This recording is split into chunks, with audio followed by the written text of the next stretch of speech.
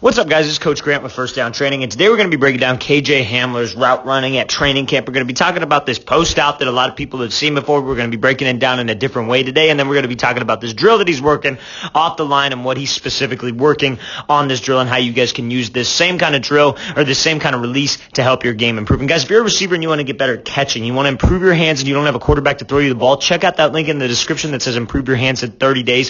Full 30-day workout plan with grip strength exercises, hand-eye coordination drills, and just repetition catching drills to help your game improve. No quarterback needed. If you have a quarterback, it'll work the same. We offer alternative options. Hope to get you guys on that soon. Let's get started. So number one right here, we're going to be talking about what he's trying to accomplish with this release, right? He's going to be running this slant. Let's watch it full speed one more time. So he's going to be taking 1, 2, 3 hard steps to the outside, then breaks back in, right? And this, you can use this on like a quick little maybe 5-yard in route, right? Something quick though. You can't be taking this type of a release and running a dig off of it, right? Because it's going to take maybe just a little bit too long. But in this case, because HAMLER comes off the line and explodes so fast and doesn't really take it wide at a 45, he kind of just pushes straight up vertical.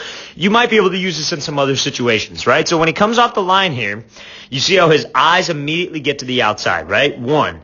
Now, if this DB's here and he's actually playing right, obviously his coach is going to give him a good look, a good realistic look of what we're trying to get this DB to do, right? But this DB is going to be mainly focusing on your shoulders and your hips. And that's why when you guys work drill work, it's not sometimes about all the fancy cone drills and setting up the obstacle course drills and just working on a ladder. Sometimes it's about being able to just work these actual releases, actual situations versus a live DB or a coach who's giving you an actual live look, right? So we got to make sure that my technique is clean, right? That's the whole point of the reason why we're including this in this breakdown, because it's not a one-on-one, it's not a live rep, it's not a game rep, but it's something in practice. But you guys got to be able to practice what you're going to be able to do, obviously, in a game, or else there'd be no need for practice, right? So when he comes off the line here and he bursts off, he's in a good pad level, great pad level position, and he's fast. I think that's something when a lot of people try to set a guy up on a slant or something like that, they'll go choppy steps, but you see how HAMLER here is going full 3 steps. He's taking a full 3 steps. He's going left, right, left. Full 3, eyes to the outside, commit your shoulders, commit your hips to the outside, because there comes a point where this DB will eventually have to turn and run with you, right?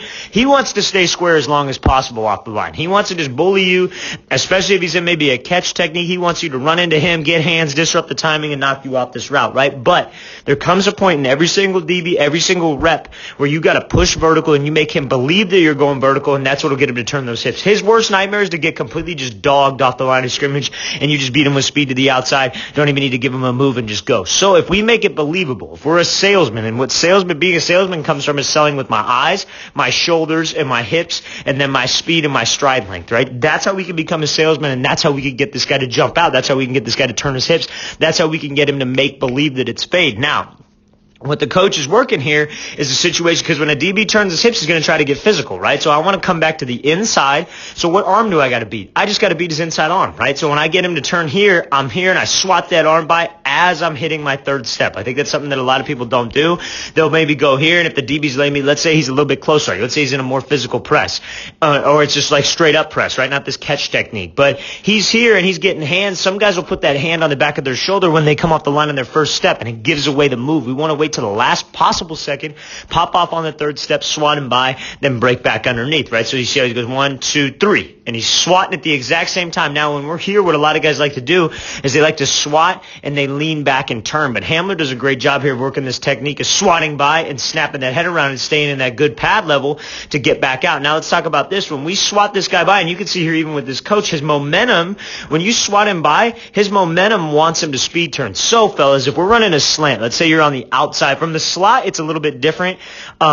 Because sometimes you want to keep that slant skinny. I've seen that taught before in some of the programs that I've been in, where they want to keep that. If you're running a slant from the inside, you maybe want to keep it a little bit skinnier. So we stay away from the Mike backer in some situations, right? In some certain coverages.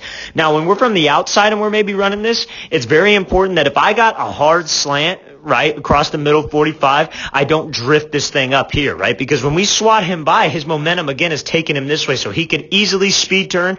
If you're drifting skinny or you're not accelerating out of the break, he's making that play. So it's important that when I hit that 3rd step and I swat him by like he's doing right here, right, you're going to practice how you play. You're going to accelerate off this break. You swat him by, you cut off that 3rd step, you drive off that 3rd step, and you really accelerate off the break to widen the gap with him to make sure that he doesn't recover and come back to you. This is a great rep cut here. I really like how they're working this drill realistically. Let's watch it full speed. So again, 1, 2, 3, take him on that 45, get his hips to turn and accelerate on that slant. So now we're going to be looking at this post out here, or this blaze out as some people like to call it. It's just a post, and then we're breaking back on an out. Like literally a post corner, but it's the same. It's just we're flattening it out and we're getting to a 90. So this DB's in a catch technique. I'm going to tell you right now, he should have already gotten hands on him if he's going to be playing this catch.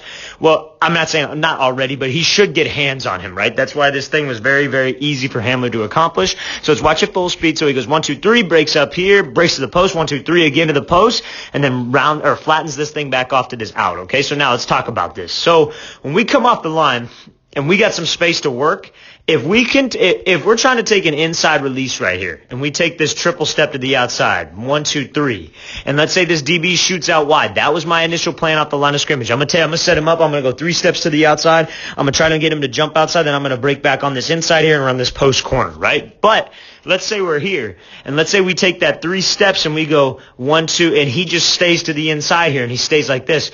We're probably just going to take the outside release, right? We're probably going to come out 1, 2, 3, and then go. And we're probably going to go 1, 2, 3, 4, and come back to the outside and be able to react off of this DB sitting to the inside. But because we got him to shoot out wide, now I can take this inside release, right? Get him to shoot out wide. I know I can get this inside. I'm in a good pad level position in case he tries to get hands. I can just rip back underneath. He does a great job when he breaks to this post. You see how it looks the same, right? We don't want to be rounding off this thing just because I know it's a double move. You run a post corner, you run a post out, a corner post. You don't want to round the first cut. You want to make the first cut look the exact same, right? You want to make this cut right here, 1, 2, 3, and we pop this thing off and we're very sudden. Now what gets this guy to undercut and what gets him to be greedy is when he breaks to the post, you see him snap his eyes. You snap your eyes there, you commit your hips there, and you commit your shoulders there because that's where this DB is going to be looking, right? He's not looking at your eyes, not looking at your shoulders. You want to look at his hips, you want to look at his shoulders. You commit those on that 45, you commit those on that post, and then you just pop it off right now. Now, how do we get out of this thing at 90 degrees, right? That's the mistake. That's the thing a lot of people do. They struggle with 90-degree cuts, and they'll break this thing off, and they'll round it out, or they'll pop their chest up, and they'll be slow. How do I get out with explosion? How do I get out with power and keep a good pad level and get on that same 90-degree path? You want to make sure that you snap those eyes back to the quarterback. You want to be violent with your eyes, and you want to take your right elbow, in this case, and you want to swing that like you're elbowing somebody behind you, and you want to take your left arm and rip it across. So you see how he's here? He breaks this thing off. Pop, and you see how he snaps those eyes, and he rips the right arm behind him, and he rips the left across his body so he could get some explosion. He could see this ball and fire off, and you see how he's not leaning back. What a lot of people like to do is they'll lean back when they come out of a break like that on a 90. You see people do that on just a regular route. You see people do it off of a rocker step. They bring their chest back because they're trying to open up that front shoulder, or that right shoulder in this case, to see the ball. Hamler does a great job of keeping a great pad level and driving out of this break. That's a great route here by him. Let's watch it again full speed one more time. So he comes off, 1, 2, 3, breaks up to this post, bam, 1, 2, 3 again, and right back to this out, rip that head around, rip those arms through, and drive back to this 90. All right, guys, I really want to thank you for watching. I really appreciate it. Again, guys, if you want to get better at catching and you want to improve your hands, check out that link in the description that says 30-day hands program. It'll really give you a lot of value if you don't have a quarterback. It's a great way to improve your hands. If you guys have any questions at all, leave those in the comments. I'll get back to you as soon as possible. I'll see you guys next time.